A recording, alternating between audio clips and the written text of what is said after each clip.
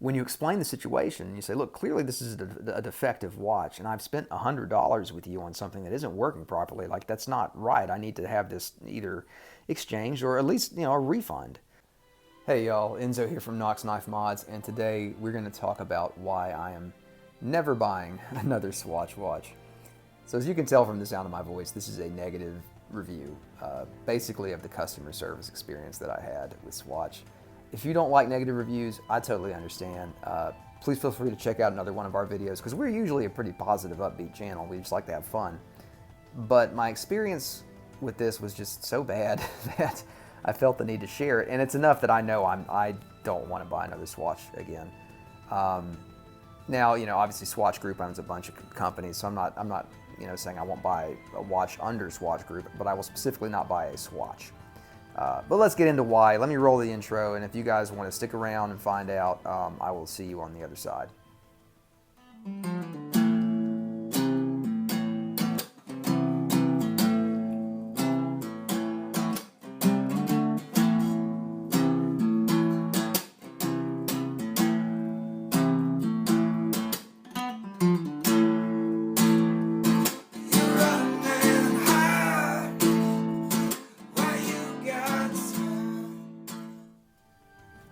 Okay, you still here? All right, let's get into it. So this is from the What If collection. So my wife and I were in New York for our anniversary. Her idea, not mine. But I do work in New York on occasion. So I fly up there from Tennessee and do some work up there and fly back. Usually it's just overnight and I come right back. So we were up there for the trip, and I went to the Swatch store because I wanted to see some moon swatches. I wanted to see some of those new Blancpain kind of crossover things they're doing.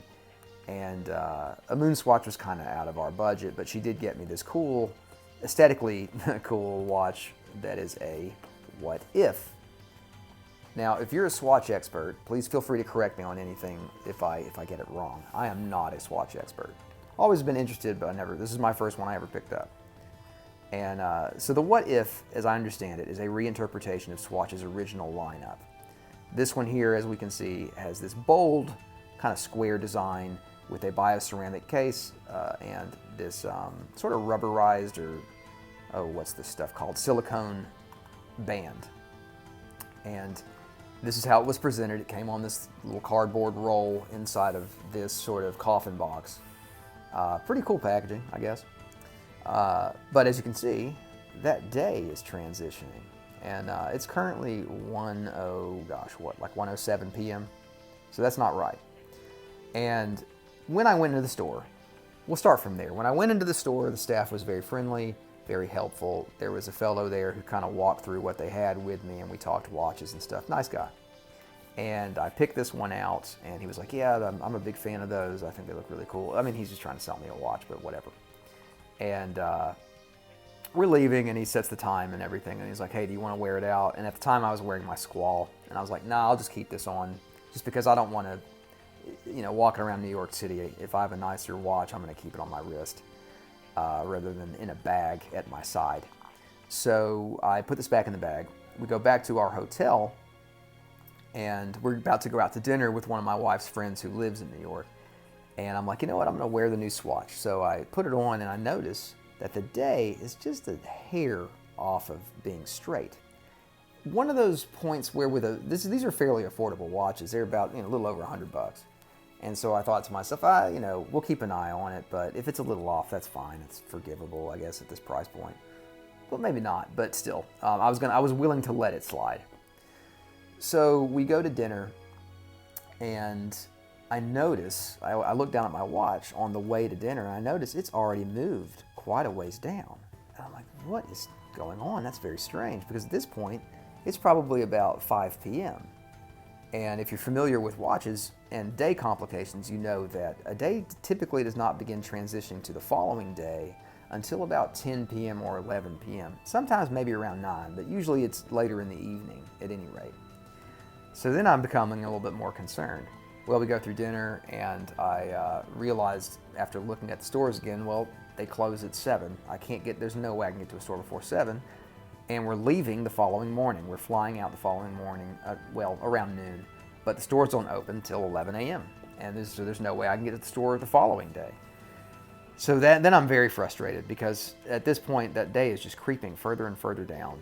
And I thought to myself, well, I guess I will hold on to it overnight. I have no other option.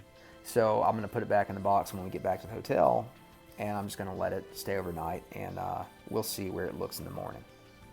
So get back get back to the hotel, definitely not home, and put it away, get up in the morning and check it, and now it's like 2 days ahead. So the implication then is that the day is just constantly rotating. It doesn't stop. It's just constantly slowly rotating. So I would I would guess within the course of an actual day, maybe 2.5 or 3 days goes by on the day wheel. Very strange. I've never seen anything like that before, and I didn't know what to make of it.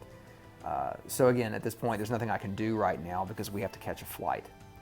So I'm very upset, and I have realized that I've paid Swatch $100 for a defective watch. And we get back home, and I contact them about it. I just called them because I was going to be in New York in about 16 days or something. I don't know. The reason I know that it was 16 days because it was just outside of Swatch's return window. Great.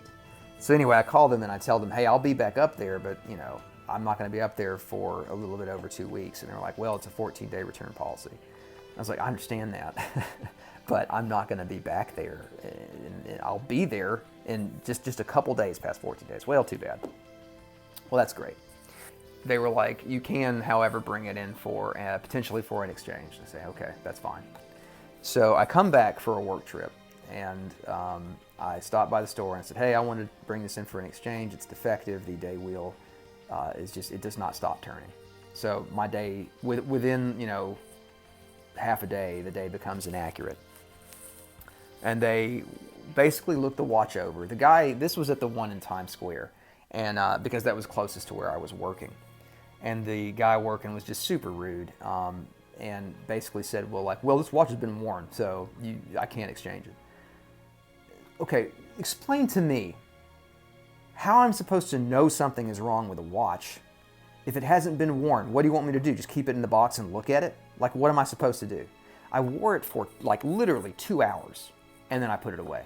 And then his argument was that it was because of a crease on the watch band that it had been worn. Okay, well, you literally clasp it inside the box. You keep it on a watch roll with the clasp on. You're gonna have a crease in the watch band because of the way that you store the watches from the store.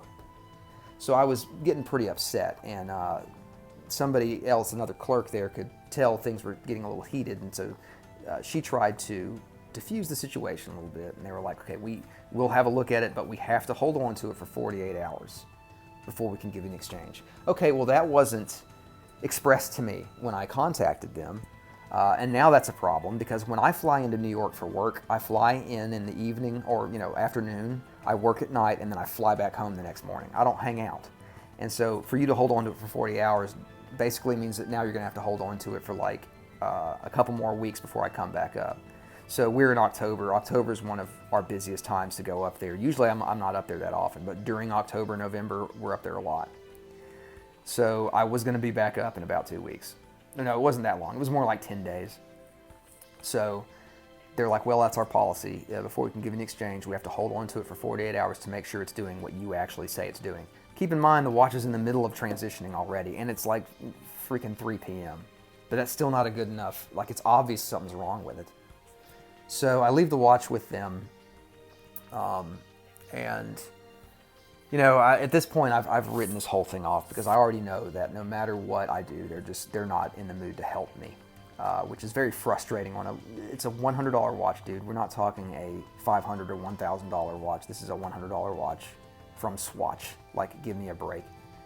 So I come back 10 days later, and let's go ahead and we'll just pop it off the band for a little different way to look at it. I come back to pick it up, and I had called in the meantime, and they had said, everything looks fine right now. It's on the correct day. So in my mind, when I had tried to think about what exactly was going on with this, I don't know how day complications work. I know it's a wheel and it turns. That's all I know. If you're somebody that knows these things, please feel free to explain down below in the comments. My assumption is that it had something to do with some kind of spring or something that, coils and turns it. So I had hoped that, well, maybe it's just some sort of weird defect that will work itself out. So when they told me, oh, it looks fine, it's on the correct day, I'm like, okay, well then maybe the problem has worked itself out. So I go back up to pick it up. They hand it to me and it's on the correct day. And I was like, okay, well, I can't, what am I supposed to do now? Like, as far as they're concerned, there's not an issue. So I had no ground to stand on when I came back. So I went ahead and accepted it, and I had to trust them. Because the thing is, they say they have to hold on to it for 40 hours. It's not like they're looking at your watch for 48 hours. They just literally hold on to it and stick it in the back, and they don't look at it. So what good is it for them to hold on to it for 48 hours? There's no point. So that was very frustrating that, they handed it back to me and Dave's right. Okay, well, I mean, I'm assuming that you didn't just go in and change the date to suit, your argument.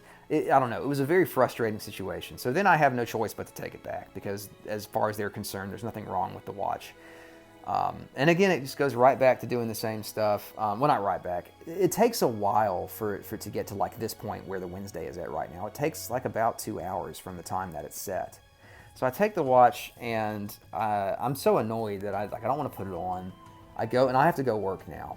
And again, like I said, I work in the evenings. I'm not finished till about, 9, 10 p.m. and they're closed by then. And I fly out the next day. So of course, I get back to the hotel and it's off again. And I can't do anything about it again because now I have to, fly out. So that was my customer service experience. And that's really what I'm trying to get at here is that the people working at the Times Square Swatch store, I'm sure a lot of them are fine people. However, they had no interest in trying to help me out at all. It was more about, well, we have to follow this policy, which again, I know that that's a store policy and it's not like it's not like the people working there are the ones that made the policy. But when you explain the situation, you say, look, clearly this is a defective watch and I've spent $100 with you on something that isn't working properly. Like, that's not right. I need to have this either exchanged or at least, a refund. Okay. On my own fault here is that I was outside of the refund window. That's not debatable. That's a fact.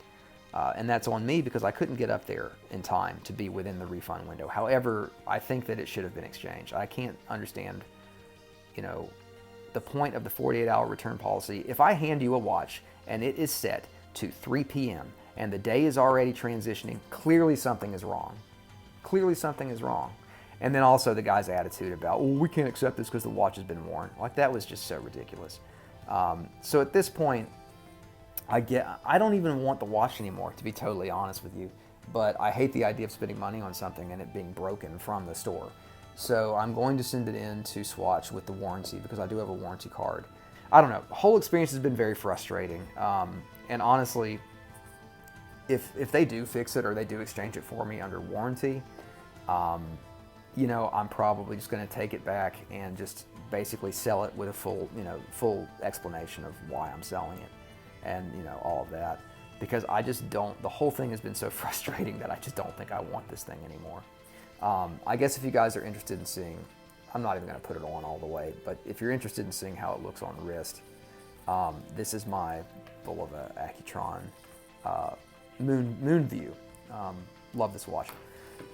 So this is, it is an attractive piece on wrist, and that's kind of what got me, is I really love the boldness of the square design, but to get kind of hamstringed here with a very, with the day function is just, and then to have customer service basically tell me that, well, you're just gonna have to suck it up because you bought it. The whole thing was just really frustrating.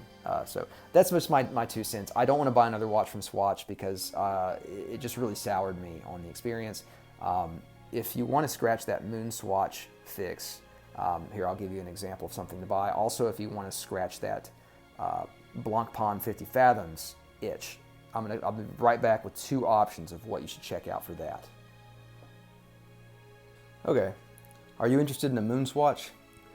Well, if you don't want to buy a Swatch, you can check out the Casio G-Shock GA2100 series. Now what I did with this one is I replaced the band, which is very easy to do. There's tons of G-Shock bands out in the world. When you go looking for one, just make sure that you know your series number, but then you ought to be able to find a replacement. So for me, I was inspired by the Mission to Mars moon swatch, and I kind of went, I mean, obviously this isn't like a direct copy of that, but I wanted a similar vibe, and I think that this G-Shock just nails it. Of course, you don't have a chronograph display, but you do have a digital chronograph. So there's that under timer right there. There's also a stopwatch, not timer. So the stopwatch would be your digital chronograph. But you have way more functions as well, so that's pretty useful. So if you're interested in the Swatch Blancpain 50 Fathoms matchup, something you can get instead of that is a Seiko S&ZH series. This is actually my first automatic watch, the Seiko S&ZH 53. All I've done to this is replace the bezel. That's the bezel insert, that's it. And it really has that 50 Fathoms kind of style and look, and I just love it. And it is rock solid. Seiko movements and Casio movements are as well, are just workhorses. They're just so solid. I dropped this thing onto the crystal on tile from like 3 feet, and that was years ago, and it still works like a tank. So I have nothing but just great things to say about both Casio and Seiko. So anyway, guys, I just wanted to give you those two options. I wanted to kind of warn you about Swatch if you get stuck in a customer service loop with them like I did. There does not really appear to be a bright light at the end of the tunnel. Hopefully the warranty service will come through. If they do, I will let you know, but I don't have high hopes. So anyway, guys, thanks so much for watching. Sorry to put a negative one on you here, but I did just want to kind of get this experience out there, and I don't know, the whole thing was a bummer. But all right, guys, well, I'm gonna package this thing back up, get it ready to send to Swatch, and I will see you guys in the next one. Until next time, peace from me, Enzo, and our other channel buddy, Wolfman Walsh, who lately has been doing the most videos on the channel, more than I have, just because I've been swamped with work. But anyway, guys, all right, we will see y'all in the next video.